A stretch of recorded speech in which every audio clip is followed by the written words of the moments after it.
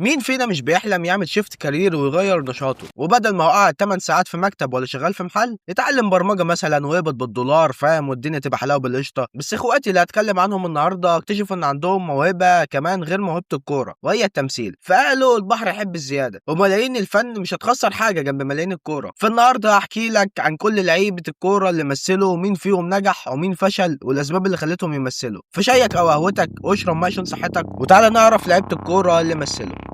العلاقة بين الفنانين واللعيبة مش بعيدة خالص، ده أغلبهم صحاب أصلا. ممكن لعيب وفنان ما تتوقعش إن هم يعرفوا بعض وهم يكونوا أصلا صحاب ويسهروا مع بعض، زي حادثة زمان عملها عماد متعب وقلبت بخناقة، واللي كان معاه في العربية وقتها الفنان محمد عطية. أيوه، هو بتاع برنامج الزنا الفني ستار أكاديمي ده، وصاحب رقات عليها طرب بالتلاتة. فدايما هتلاقي الفنانين واللعيبة في دوائر قريبة من بعض، في سهرات، في افتتاحات، في احتفالات، فاهم؟ وطبعا مش هننسى طيارة الفنانين اللي بتروح كل ماتش تجيب المنتخب الأرض وترجع تاني. وزمان في ممثلين شاركوا في ماتشات اعتزال لعيبه، زي اللقطه المشهوره للزعيم في ماتش اعتزال اشرف قاسم لاعب الزمالك، والميم المشهور بتاع انا ابويا عايزني. وبسبب انهم في دوائر مشتركه فده بيسهل ان اي حد فيهم يجرب مجال تاني. وطبعا كل السر هي الشهره. فلاعب الكوره لو مثل، المنتج بيكون معتقد انه هيجيب جماهير ناديه وراه، يعملوا تيفو في السينما بقى، فاهم؟ والحفلات كومبليت. والحقيقه ان الفنانين بداوا اصلا من الكوره، ولما ما نجحوش فيها راحوا للتمثيل، لدرجه ان الناس مش فاكره اصلا انهم لعيبه كوره. عندنا مثلا مثال مشهور زي يوسف الشريف اللي كان في ناشئين الاهلي ومكملش، عندك النجم نور الشريف اللي لعب في الزمالك في بدايته، في تامر حسني لعب للاهلي، وطبعا ابن الجيران حسن شاكوش اللي لعب في الاسماعيلي، واحمد صلاح حسني، وده ما شاء الله لا عرف يلعب كوره ولا عرف يمثل يعني. وبعد ما كلمتك عن الفنانين اللي بدأوا في الكوره، تعالى النهارده نتكلم عن تاريخ اللعيبه اللي مثلت. والبدايه كانت في فتره الستينيات والفتره الذهبيه للسينما والرياضه. انديه الكوره كانت انتشرت والسينمات كترت، ولعيبه الكوره بقوا مشاهير ووشوشهم معروفه زي الممثلين بالظبط، ويمكن اكتر كمان، وهتزيد اكتر مع ظهورهم في التلفزيون. وطبعا منتجين السينما ده كانوا دايسين مع اي حد مشهور يزود ارباح افلامهم. وفي زمن ما قبل الانفلونسر واليوتيوبر كان الاختيار مقتصر بين الرقصات والمغنيين، وثالثهم هم لعيبه الكوره، وخصوصا لعيبه الاهلي والزمالك باعتبارهم شعبيه كبيره يعني، وان هم اكبر شعبيه في مصر. فابتدينا نشوف ناس زي عادل هيكل نجم النادي الاهلي في فيلم اشاعه حب، واللي كان عامل دور حبيب هند رستم، وكان طالع بشخصيته الحقيقيه يعني. وظهر في فيلم تاني اسمه حديث المدينه، وده كان بطوله لاعب من الزمالك اسمه عصام بهيج، وكان ظهر في الفيلم الكابتن طه اسماعيل والمعلق الشهير محمد لطيف. وحكايه المعلقين في التمثيل دي حكايه برضه ممكن يبقى ليهم حلقه خاصه، لكن اشهر واحد مثل في الفتره دي اللي هي فتره الستينيات، واللي اتطبقت فيه كل المميزات المناسبه من الشهره والفورمه والوسامه، والاهم انه شخص حابب التمثيل وهيعرف يطلع اداء عن باقي اللعيبه يعني، وهو الكابتن صالح سليم، نجم ورئيس النادي الاهلي. الراجل ده كان كنز للمخرجين بسبب كل الشروط اللي انا اتكلمت عنها، وده خلى المخرج عاطف سالم ياخده في فيلم السبع بنات، وكان اجره 150 جنيه وقتها. وما تستهونش بال 150 جنيه في اول الستينيات يعني، ده كان رقم فلكي. بعدها بسنه هيختاروا المخرج عز الدين ذو الفقار لاول بطوله واهم فيلم في مسيرته، وهو الشموع السوداء مع نجاة الصغيره، وخد اجر 300 جنيه. والفيلم لحد دلوقتي هو علامه من علامات السينما. ولو ما شفتش الفيلم فهو بيتكلم عن ممرضه بتراعي شخص كفيف بس عنده مشاكل نفسيه كتير، وازاي بتساعده يتغير. كان عنده كلب اسمه روي. أنا كنت بتفرج بصراحه وانا صغير عشان الكلب يعني، سيبك من الفيلم كله، كنت بتفرج عشان الكلب. عيناك في عينيه في خشميه في كفيه في قدميه، ايه الوضع العجيب ده؟ ويداك ضارعتان ترتعشان من لهف عليه، تتحديان الشوق بالقبلات.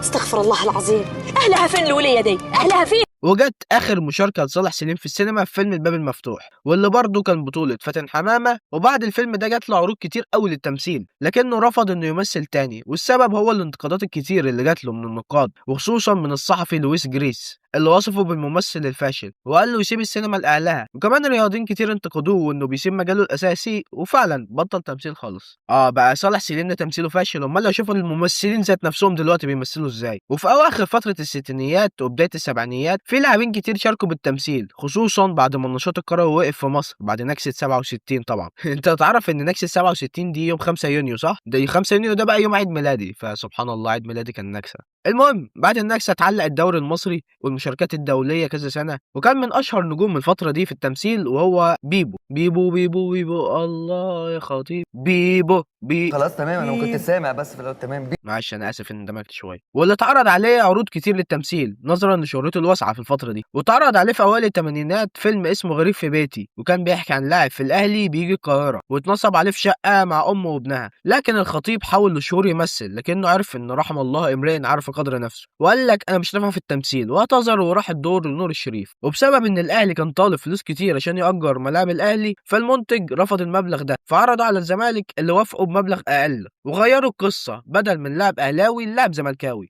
الحاجه اللي فرحت نور الشريف جدا، خصوصا ان نور الشريف اصلا زملكاوي. ورغم ان الخطيب رفض، بس في لعبه تانية وافقت تمثل زي نجم الاهلي طاهر الشيخ اللي مثل في فيلم رحله النسيان سنه 78. اما اشهر حد مثل في الفتره دي وهو الكابتن اكرامي نجم حراسه المرمى في الاهلي في السبعينيات، واللي اشتغل في اكتر من فيلم مشهورين زي رجل فقد عقله مع عادل امام وفريد شوقي سنه 79. اما اشهر فيلم مثل فيه هو فيلم يا رب ولد، الفيلم الكوميدي الجميل اللي من بطوله فريد شوقي، وكان اكرامي عامل دور واحد من اجواز بناته ومع سمير غانم واحمد راتب، واللي بصراحه كانوا واكلين اكرامي في حته الكوميديا والظهور، وهو كان وسطهم بيسمع الكلام بس. والفيلم ده ظهر فيه اكتر من نجم في الاهلي في مشهد فرح اكرامي، منهم حبيب الجمهور المدرب الكارف حسام البدري وهو بيغني هم تيكا تيكا.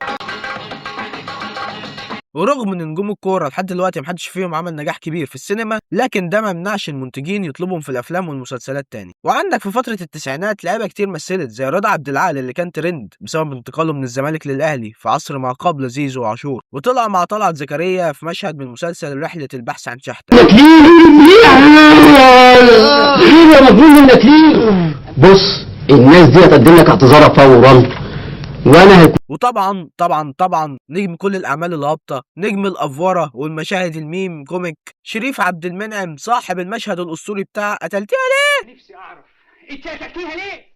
ايه ده ليه؟ ماله الواد ده؟ في ايه؟ قتلتيها ليه؟ بعدين بقى في الصداع ده شريف نجم الاهلي طلع في اعمال هابطه كتير زي قبضه الهلالي وامبراطوريه الشر وفخفخينه، ولو مسكت سف في افلامه مش هنخلص عامه يعني فاهم، فيعني دي نبذه. وعندك من الزمالك جمال عبد الحميد، وعندنا فتى الشاشه الاول اوسم وسيم خالد الغندور نجم التسعينات. والله العظيم يا جدع، طب نعمل ايه طيب؟ والله العظيم الدنيا غريبه والله. ولو شريف عبد المنعم نجم ميم الثمانينات، فده نجم ميم التسعينات. عندك صورته الخالده من فيلم زي الهوا. تاني يا زغلول اصحى وفوق يا حبيبي، وبلاش شغل الثلاث ورقات ده عشان مش هيخيل علينا. ومشاهده في فيلم الحاسه السابعه.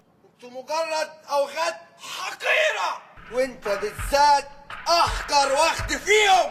موت يا وحش. وراجل وست ستات. شيكابالا اهو، شيكابالا شيكابالا.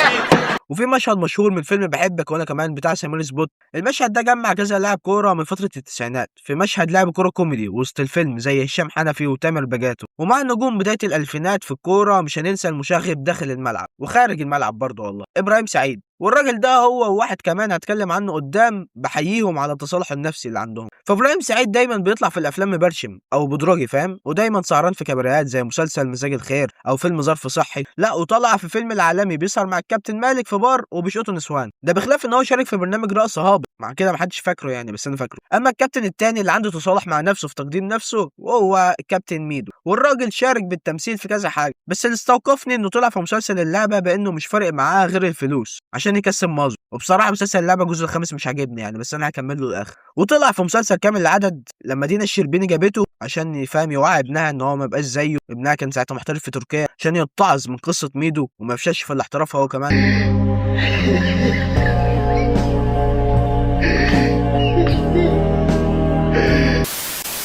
بعد اعتزال الكابتن علي ماهر جرب حظه في التمثيل لما ظهر في فيلم سيد العاطفي. يا حاج ابو سيد احنا مقدرين حماسك وكل حاجه، بس هو مش عارف يركز في ايه؟ هو بيعمل عمليه منظار. وفيلم حاحة وتفاحة، وكانت تجربه فاشله يعني تجربتين افشل من بعض.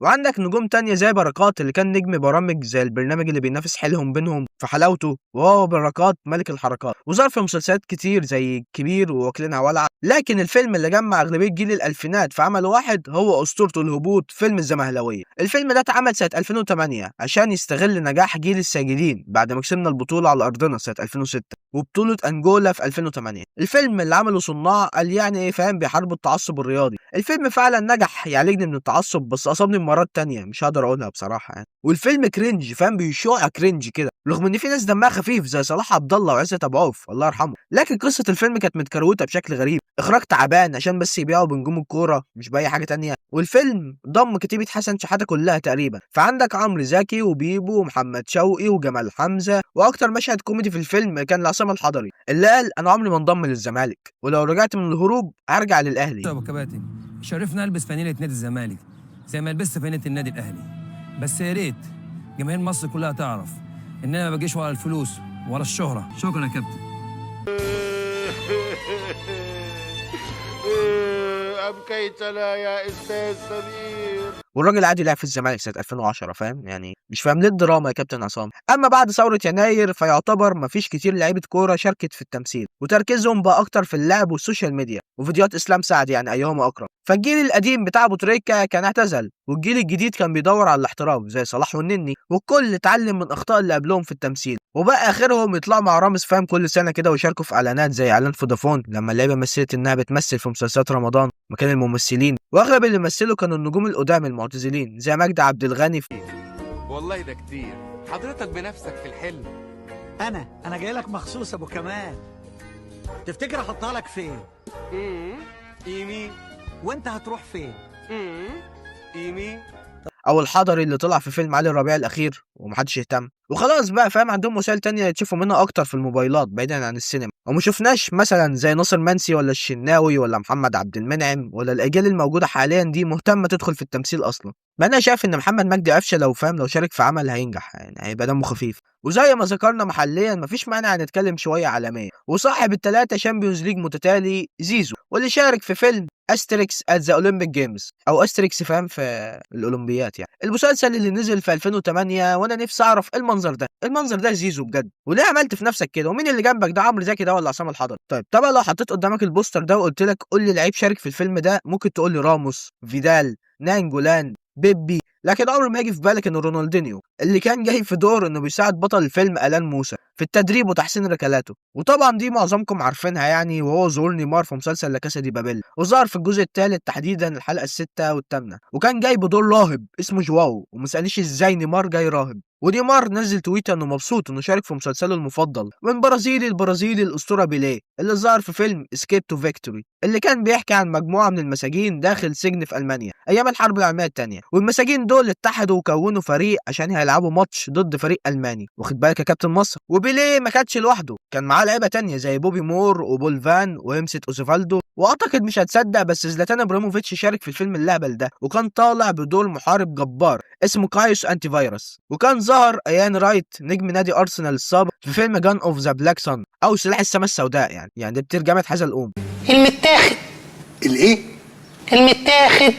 واللي كان بيحكي عن اسرار ومعلومات محدش يعرفها عن التنجيم في العهد النازي وارتباطه بالموسيقى والتكنولوجيا. واللي محدش يعرفه كتير إريك كانتونا النجم مانشستر يونايتد طبعا، عمل حوالي 30 فيلم، وعامة هو ممثل شاطر فعلا يعني انا بحب تمثيله. ومن الحاجات الغريبة اللي لقيتها وهي انشيلوتي الراجل الكبرة ظهر بالمنظر ده في فيلم ستار تريك، وكان جاي كدكتور. عيب على حاجبك والله يا عم انشيلوتي فاهم، ولا السجاير اللي كنت بتشربها اللي انت ايه المنظر اللي انت طالع بيه ده. وبس دي كانت جولة سريعة على اللعيبة اللي مثلت، لو في ناس تانية انا نسيتهم فكرني بيهم في الكومنتات. شارك معايا في كتابة الجزء الاكبر من الحلقة وهو اخويا محمد منصور، واللي بالمناسبة ما تنسوش تعملوا سبسكرايب لقناة مشروع زحل، الناس عاملين شغل بصراحة فاخر قوي يعني ما شاء الله، واستناني عندهم عشان انا رايح لهم نعمل فيديو هناك. فبس ما تنسوش تعمل لي انا بقى لايك وسبسكرايب فاهم يعني، برضو خليك يعني فاهم مشيها حبي كده، وعمل لي فولو على انستجرام، ابعت لي اد على الفيس فاهم، مش ان انا ايه بحب اخد رايكم فاهم، وبحب اقول رايي ما حدش مهتم بيه، بس لو انت مهتم بيه يعني فاهم اعمل لي فولو وابعت لي اد بس. ورب دايما تكونوا بخير